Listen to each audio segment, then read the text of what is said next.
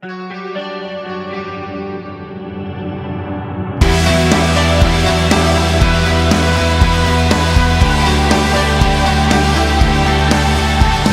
think it's encouraging for the future. I've been working on this project for more than a year and a half now, so it's really the music is it's long distance running. Hey, this is Sebastian for the Metal Gods Meltdown, and today I am joined by Benjamin, or Ben Diemen, actually, that's my artist name. So singer of Locus Noir and also singer of Hybrid. So people has to know both sides. Yeah, so right now, yes, I'm focused on this new band called Locus Noir, which is what I call, infinite pure gothic metal. It's a melting pot of all my teenage years influences. I wanted to go back to this kind of music, and I guess you will have question about that. But yes, that's I'm very proud of this album, and I'm very proud of having been able to create this project, this kind of a Frankenstein monster I always wanted to do. So yeah. So it's got a bit of the 69 Eyes in it, Fields of Nephilim, The Mission, a little bit of the Cult, early days, bit of everything in there, yeah? Yes, most definitely. It's a mix of this, I always been this kind of person that has one foot in each scene, mostly the post-punk and the metal scene. I've become a metal head, let's say. On the later part of my teenage year, I mean, at first I was mostly listening to gothic rock. I come from a small city. There was no scene, so I mean, I might be the only guy listening to this kind of music. But I discovered very early Sisters of Mercy, The Cult, all this kind of music, even Dead Can Dance and Killing Joke, all these kind of bands. I was at first mostly listening to new wave and new romantics music like Depeche Mode, and I mean, when after I just started to go into like disc shops and discover music by myself. And I would say the tipping point when I started listening to metal was actually a friend of mine gave me Bloody Kisses from Typo Negative. And I discovered this kind of a mix of, gothic music and very heavy guitars and very kind of, even the kind of a hardcore approach I really enjoyed. And that's how after, I started listening to more the extreme kind of metal directly, directly black death metal and doom metal. So yeah, that's basically my influence. But the gothic part is and I really stressed on the gothic rock influence. I'd say I like post-punk, but what I like is all the gothic rock scene, this kind of, there is a bridge for me between metal and gothic rock that is kind of easy to do, which might not be like the dark wave. It's a bit different. I do love dark wave, but dark wave is very on the more electronic side. But yeah. So yeah, that's basically what I am as a musician. Cool. So it's begun as a solo vision, yeah? So what made you decide to open it up to become a full band? Well, very simply, it's rock music. It's very, instrument based. And so when I started, doing the demo tracks, and I was already from the early days of the project, I was working with Drop, who is the producer of the album, and also he is my bandmate in Hybrid. And so very early on, he told me, I mean, the quality of the tracks are very cool, but you have to do more than just record an album and studio album and release it. And so we started working on finding musicians, some of the core musicians, which are Alès on the bass and Ben Marmier on the drums. I mean, we discussed a lot on the project. He told me we really need to make it sound very like human, human made, like the old ways. And so early on, I brought Alès on the bass.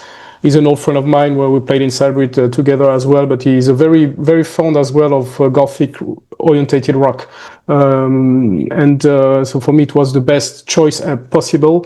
Ben Marmier as well joined us.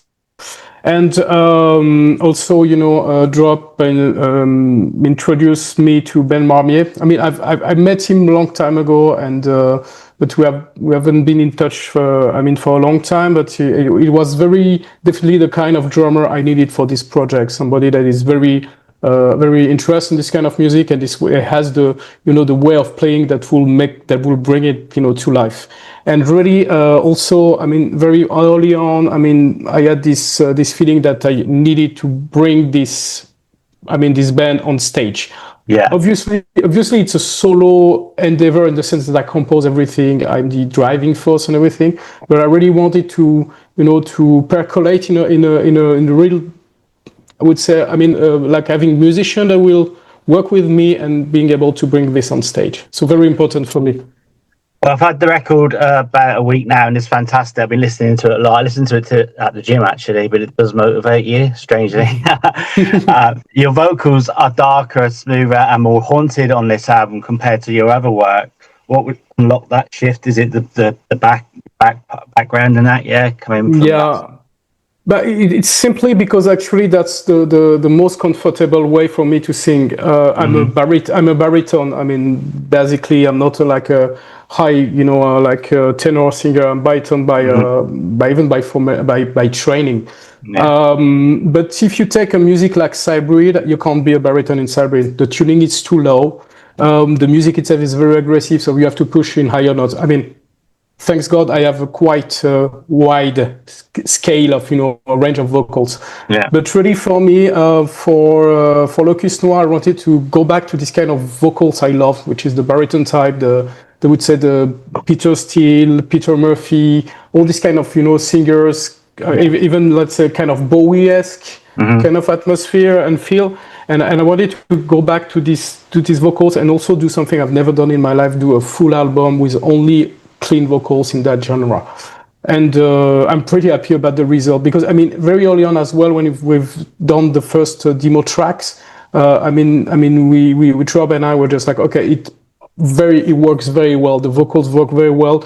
We even Drop pushed me sometime in even like lower and lower kind of performance, and there is a lot of backing vocals are done like in very, very bass kind of like a doubling track. It goes very low sometimes, but really for me it's actually my natural voice. What you hear in Locus Noir is like it's not I would say the mechanized, brutal music and whatsoever. It's my natural voice. That's how I feel comfortable singing, actually. Cool. So the record, like, it drips with desire, yeah, decay and late night truths. Which theme cuts closest to your skin then on this album? What do you mean? Which song cuts closest to your skin? Which is like... yeah. Which one is it's difficult because the whole album for me is, it's like it's a vital thing. Work of art, yeah.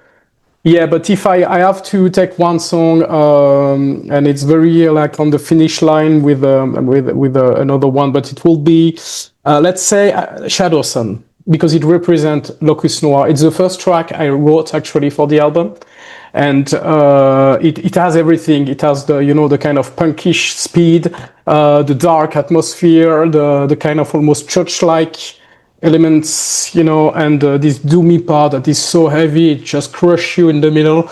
And it has also this kind of mystical feel that you can find in, like, because I'm very influenced by Fields of the Nephilim, and it has this kind of Fields of the Nephilim feel. And the lyrics also are very important.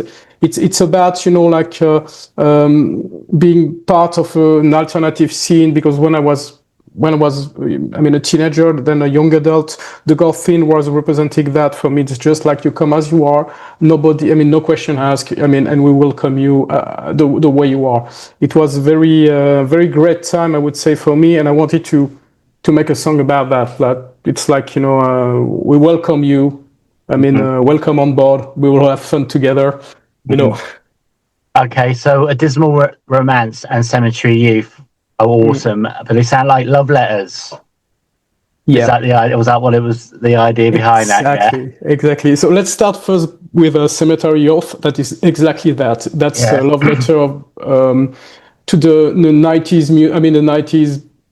Goth. Dark music. I would say in general, and it was. I would say it's a way. It's. When I was explaining when I discovered Bloody Kisses, that's the feeling. The feeling I had at the moment. That's exactly the subject of the song. When you're just like, Okay, I'm done. I'm gonna like dark music for the rest of my life. I mean, I mean, and if you read the lyrics, there is a lot of references of tracks and bands I love. You have references of Type O Negative. There is even a reference to She Sells Sanctuary, which was, one of my favorites. Like goth song to hear when I was going to parties, to clubs.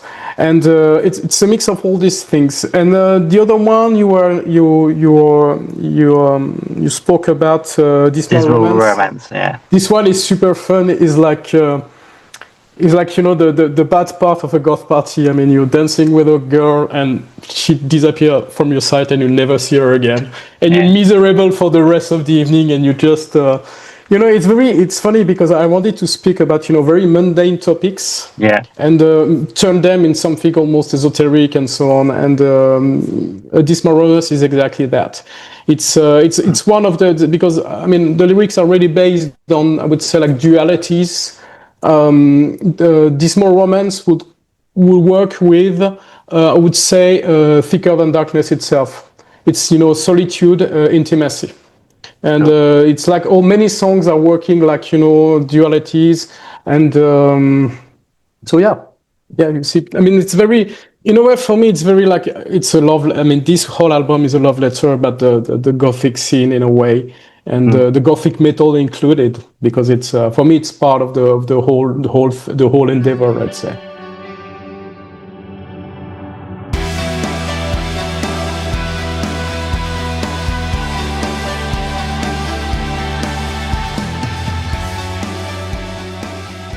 What about the cover of Marry the Night? That's a bold twist. What made that song fit your darkness? Because I mean, it's not poker; it's a poker face.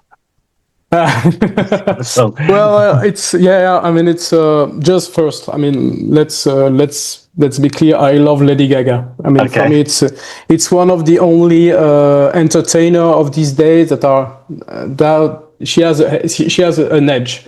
And she has something. There is some darker things hidden in her music, and I think the fact that she's kind of this kind of a very, I would say, like inclusive kind of personality. I think it works for me. It's something that it's just like something you can be kind of a. I mean, you can be different and it's gonna be fine. So I really enjoy it, and I like her music because I think it's very, very well written. She's a very great singer. She has all these kind of 80s influences you can feel. So now the thing, what happened, and it happens that I love the song, the track Marry the Night, which for me sounds like an 80s banger. I mean, look, for me it's very, very straightforward 80s track. When I decided early on as well that I wanted to do a cover, and my label as well encouraged me to record one, and I was like, okay, should I select like a very like obvious song, like covering like something like Type O Negative, which is, I think it's a very stupid idea to even try. Or I would have chosen like a very crazy track, like one of the early hardcore track, and like selecting a song like I was speaking about it, like She Says Sanctuary, but I think these songs have been butchered, I mean, billions of times. I mean, everybody has done this cover of every best song of The Cure or all these bands. So I was just like, okay, I want to do something totally different. I'm gonna take a song which is straightforward pop, and I'm gonna try to darken it as much as I can, and try to turn it in this kind of, let's say we're speaking about The Cult, this kind of, heavy gothic rock track, very, very, very dark and very, in a way, very festive in a way. So and actually the process was very simple. I think I've wrote I would say the Locus Noir version of Marry the Night. The rearrangement took me like 6 or 7 hours or something. It was very straightforward, because if you take the elements, the scenes, the way it plays, actually, if you turn them in guitar, it just become riffs very easily. So and it was super fun to sing. I really enjoyed it. It's almost like I just had to adjust it a bit so it's not too low in the way it sounds, but it was very, very fun to sing, and I think the result is great. I think it's a great track. It's a great cover, and it works. It works. Yeah, I like it. So Burial closes the record like a second funeral, yeah? What do you want listeners to bury or resurrect with the final track? Yeah, that's the idea. That's resurrection. Mm-hmm. I mean, you resurrect after this track. It's just like you go back to your lair, and you you hibernate for a while and just come back, later. I mean, come back to life. Because actually, it's the same thing. It's an allegory. It's like it's the exact what happened when you get out of a gothic club at 6 in the morning. The sun is rising. You see the people that looks like zombies going back to their place. It's a procession. It's a procession of nocturnal creature that just gonna not die. They figuratively die. They go back to their normal life until the next celebration. And for me, that's really real. It's a dur. It sounds like the end of the things, but actually it's just the end of one cycle that you're gonna start again. And I like this kind of allegories, and I think it's one of we were speaking about the track with Shadow Sun. That's my second favorite track of the album, because it's the heaviest, doomiest. I mean, it's the doomiest track I've ever written in my life, in my opinion. So I love it. Right. Okay, that's so cool. I've got my little black cat just trying to get into the interview, so she might turn up again in a minute. She's very topicky, yeah. Okay. So what about on release day? Have you got anything planned? So yeah, I mean, we have another right now, another single is planned to be released in early February. It's Hollow, which is a ballsy choice because it's a label that decided we should release this one. It's a ballsy choice in my opinion. I love it because they wanted to show the darker and slower side of Locus Noir. So it's very cool, and we decided on this track. So this is it, and there will be a lyrics video, alongside this track. Then, I mean, the release of the album, obviously in the 27th of February, which is I'm very, very, very looking forward to it because I've been working on this project for more than a year and a half now. So it's really the music is it's a long distance running choice because it's a label that decided we should release this one. It's a ballsy choice in my opinion. I love it because they wanted to show the darker and slower side of Locus Noir. So it's very cool, and we decided on this track. So this is it, and there will be a lyrics video, alongside this track. Then, I mean, the release of the album, obviously in the 27th of February, which is I'm very, very, very looking forward to it because I've been working on this project for more than a year and a half now. So it's really the music is it's long distance running. And what is interesting, it's for me, it's going to be very important in the sense that, I've done all this work alone. I see, I have already reactions from people telling me it's a very good album. So I know that, I'm kind of less stressed about it now. Yeah. But, for me, it will be the beginning of the actual adventure because after, the album will be there. It will be out in the world. It will hopefully gain traction over the weeks, months. People will discover it. And it will give me, I would say, momentum to bring this project live. Because it's difficult nowadays, especially for very new bands. Even if I have some past, in the music, in the scenes, I will need time to become something that's work as well a lot on stage. So for me, it's the beginning, the moment when it's released, people will discover the music, and I will actually start the real work. Keeping promoting it and finding shows and hopefully being able to do festivals. Perhaps not this year because you know how it works, but probably next year. Except hopefully these kind of things and also I'm really looking forward that people discover it because what I try to do here in a way with Locus Noir is to bring back a certain so to say a certain way of writing this kind of music and just telling people it's still a valid genre. It shouldn't go, in oblivion because I feel like it has kind of disappeared. And I want to even like perhaps younger generation to discover this kind of music. So hopefully it will gain momentum and yeah. Cool. Okay. Lots of work ahead, but it's super exciting. Of course. So what countries would you like to try and hopefully get to visit? Because you're in mainland Europe, so it's going to be a little bit easier for you. You've got Germany and Belgium nearby, haven't you? Yeah, but yeah, definitely. I love this place anyway. I mean, Germany for me, I go there often for like darker kind of parties. I go to Gothic Treffen like almost every year. Obviously, France. It's my birth country. I would like to present the band to my fellow countrymen. All continental Europe, of course. I'd like to be able also to visit a bit more of the Slavic areas, and especially, and also, I mean, I want to go Nordic. Especially, I want to play Finland. I want to Finland, yeah, specifically definitely. to play in Finland, and Yeah. I know because we have a big fan base with Cybrid, so I guess they would be interested. And I think they have this kind of I mean, I'm pretty sure that people in Norway will also. I mean, I made some interview with a Norwegian magazine, and they said they really enjoyed the music. So I guess people from Norway will like this kind of things. And but Finland, they will. I'm sure it's gonna be fun. It's one of my favorite country. I like being there. So Right. I mean, playing Helsinki or even other places would be super fun. And then perhaps we'll see if it starts to work a bit. Perhaps, I mean, I can start to think about United States, southern, I mean, South America, and this kind of places. I have, Yeah. I have big ambition for this project. So then, can you tell us why we should check the album out? Why we should? Yeah, the why. Yeah, That's the a why, question. the why. Yeah.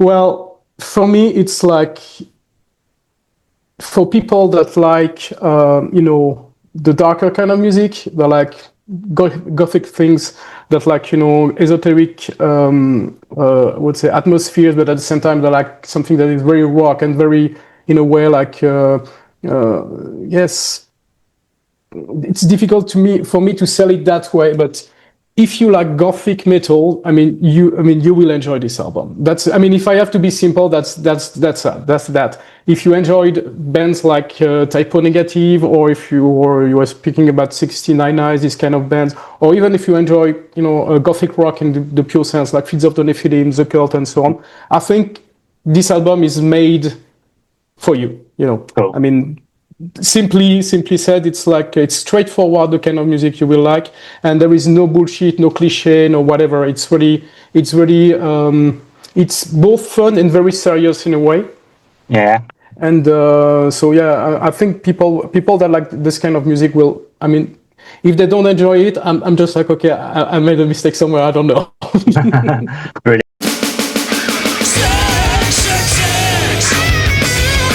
So Bloody Kisses, obviously. Then I would put Elysium from Fields of the Nephilim. Then I would say, okay, that becomes difficult, but I would say At the Gate. What's the name of the album? Slaughter of the Soul, of course. Voilà. Of course, Third yeah. one. That's one of my favorite albums ever in the extreme metal genre. Yeah. Then I would put Zune from the Nephilim. This Right. side project that Carl McCoy had at some point, because for me that's the best gothic metal album ever written, because it's super aggressive. It's goth, but in not like I would say the romantic way. It's super goth in the dark way. Yeah. Then I would put Wish You Were Here for Pink Floyd. Yes. And last, I mean, the sixth one, it's always difficult because I have these two albums that are just always like this, but I would put Disintegration from The Cure. Brilliant. Okay, that's great answers. And so now the next bit is, which 3 songs would you take with you on a road trip, a 24-hour road trip? Oh, yeah. Oh, my God. 3 songs. Christian Woman from Typo Negative, of course. Actually, I would take only Typo Negative songs. Then I would take Green Light from the album, the album that is the world. I don't recall the name right now. And the third would be Wolf Moon. So brilliant! All Typo Negative. Brilliant. Okay, so 3 musicians that you could jam with, dead or alive. Dead or alive? Yeah. Wow. Obviously, Peter Steele on the bass, because I think he's a brilliant bass player. I'd love to make a duet with David Bowie. Yeah. That would be super fun. And David Gilmour. Yes, Cool. Brilliant. on the guitar. That should be that would be a weird kind of jam, but that would be super fun. Cool. Okay. So this is the final 6 then. What was the first metal or rock gig that you ever went to? Oof. Big one or like local one? Well, big Because one, yeah. big one. That's a good question. I don't think I recall it properly, but maybe oh yeah, Strapping Young Lad. Oh my Okay. God, it smashed my face. Yeah, It's the like Devon Town thing. I recall this show like nobody was moving, but because everybody was kind of scared.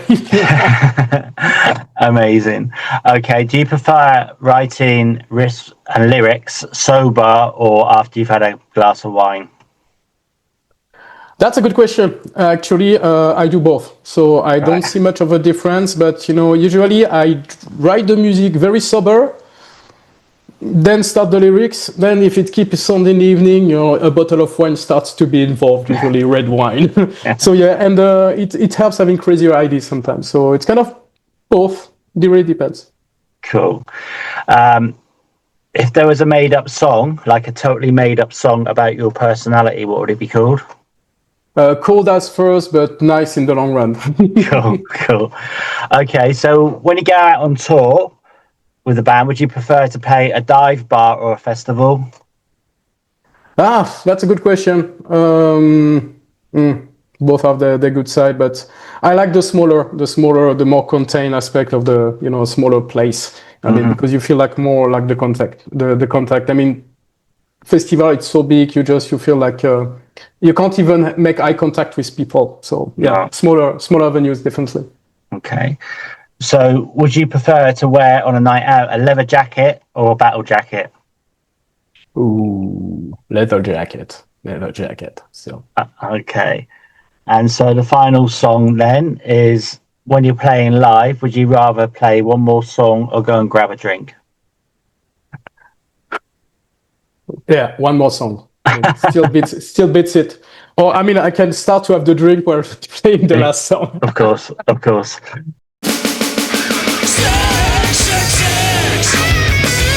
I really look forward to the album coming out. Have you had many reviews yet, or has that only just started coming in? There are reaction. I haven't seen the full reviews, but so far, I mean, Listenable, they've listed for some. We've made a post about it like yesterday. They listed like 6 or 7, extracts from reviews, and people are raving so far. I mean, they really love it, and I'm super proud. I hope it's gonna keep being that way.